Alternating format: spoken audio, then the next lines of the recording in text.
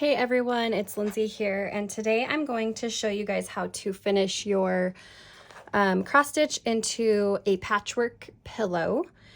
And to do that, you are going to need your, this stitch is the Mother's Day stitch we released, and I wanted to do something a little different and finish it into like a scrappy patchwork. So if you got a kit, you will get strips of fabric, and I believe there's 8 pieces, and what you're going to do is cut them into 2-inch squares. So I have spent the time cutting all of my squares out. You will need, I believe, 24 2-inch squares. Now, the mathematics in this, so all of the squares will be even, and when you sew it, you need your piece to be cut to 6.5 by 9.5. Now, I have stitched this on the called for cloth, which is 28 count mushroom, which makes this super easy to make the 6.5 by 9.5 inch rectangle. So to do that, you will measure about 3/4 of an inch from your furthest stitch on the left and the right, and then 1 inch on the top and the bottom. Now, to make sure you are at the 6.5 by 9.5, you can use a ruler.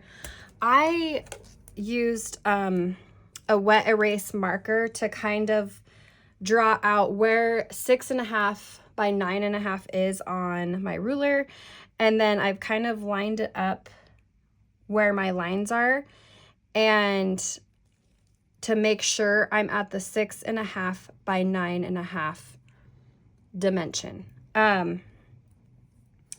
So that's probably the most difficult part, and it's not really difficult, it's just taking the time to make sure you're even on all your sides. And what I noticed, it's just slightly over 3/4 of an inch, and so I'm just gonna like go over just literally 1/8 of an inch more, and just I noticed that as I was laying my ruler down, I'm just slightly short, and so I'm just gonna add about 1/8 of an inch. So it's barely anything, but when you're sewing patchwork and you want everything to be even, then 1/8 of an inch, like, they add up. So especially that we're using 2-inch squares. So now I'm just going to measure from here to here, and now I am exactly 9.5. So and this is exactly 6.5. So I am good. So what I'm going to do is,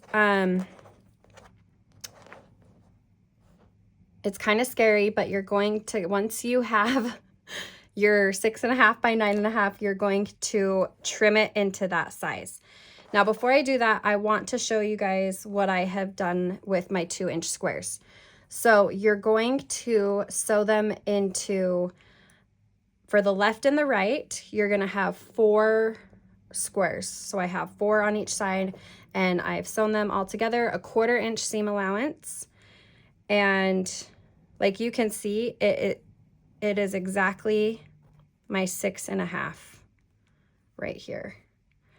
So you can see I'm exactly on. And then the top and the bottom, you are going to do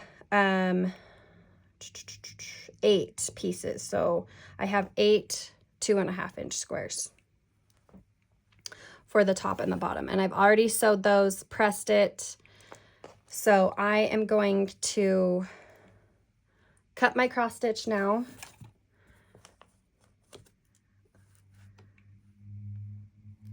And I'm using my favorite ruler. We have these in the shop. These are the Olfa frosted rulers. You can kind of see they have like a film on the back. So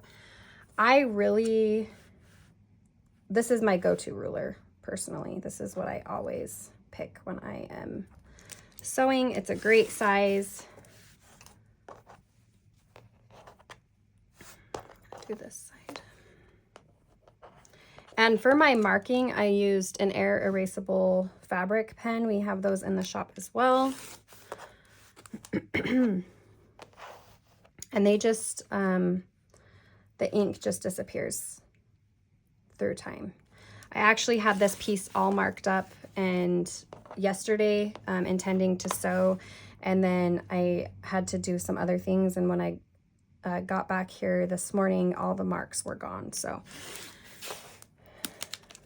okay, so you can see I have my piece here, and now I'm going to take this over to my sewing machine, and I'm going to place this right sides together, and I'm going to do a 1/4 inch seam allowance, and I'm going to do that to both, and then I'm going to press. Okay, as you can see, I have done my 1/4 inch seam allowance, and then I have pressed my seams. So that is what we're looking like right now. And then what you're going to do here is, so we match these up, we're going to nest our seams, and you can use a pin. Let me grab some pins here. So where these two seams meet, I'm just going to place a pin here, and then where these two meet, I'm going to place a pin.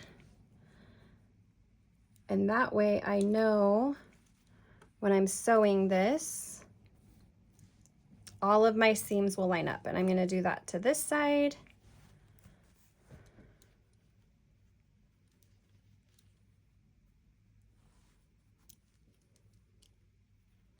And again, you're just going to do a 1/4 inch seam allowance.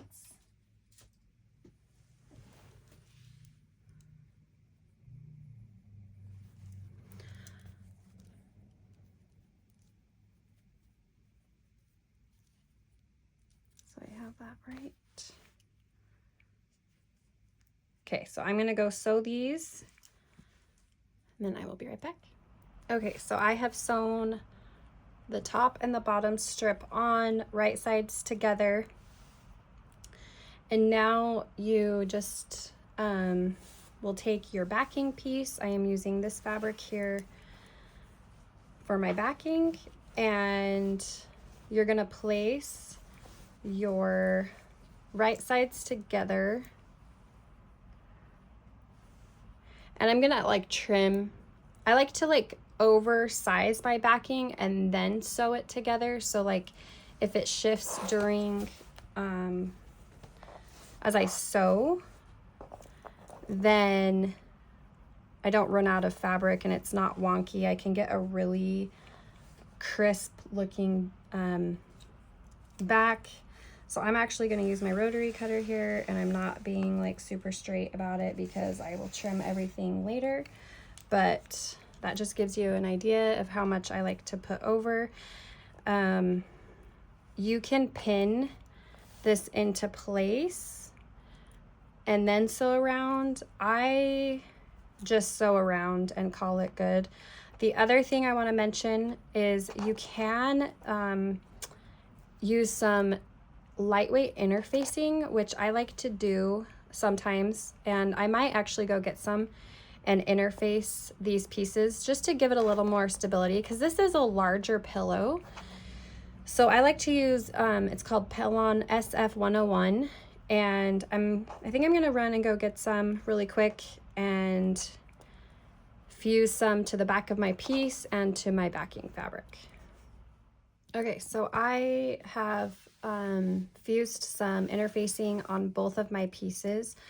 So now I'm gonna place them right sides together, and then I'm gonna sew a 1/4 inch seam allowance all the way around. Okay, so I've sewn all the way around and I have trimmed off my excess fabric. So I'm going to carefully take, you can leave a hole down at the bottom and turn it inside out. I like to do my pillows this way. This is just a personal preference, but you're gonna separate your top from your bottom and just make sure, like double check that you're only grabbing the back, that you're not grabbing your front. And I'm gonna do a little cut. I like to just kind of, I start small, and if I need to make the hole bigger, I make the hole bigger, but we're gonna patch this up with some wool or felt. I'm also going to just trim off my corners to reduce bulk on the inside, being careful not to go into your seam allowance. And then I'm gonna flip this right side out. Okay, so I have turned it right side out. You can see my hole is right here. I have pressed one more time, and now I'm going to fill it with some poly pellets and some polyfill. I like to do the poly pellets first and then backfill the rest with the polyfill. And the reason I like to do that is because I like the pellets to get in all the nooks and crannies first and then do the stuffing after. Okay, so I have done the poly pellets and then the polyfill is on top, and you can see I really like to, I'm an overstuffer probably, but I like my pillow, sorry, that's all my polyfill. I like my pillow to be really nice and tight. But that is a personal preference. You could definitely do less filling if that's your jam. So here it is. It's all done. I'm going to grab a piece of felt and sew hand stitch that on the back, and maybe like add a button or something to make it super cute. And that is how you finish your patchwork pillow.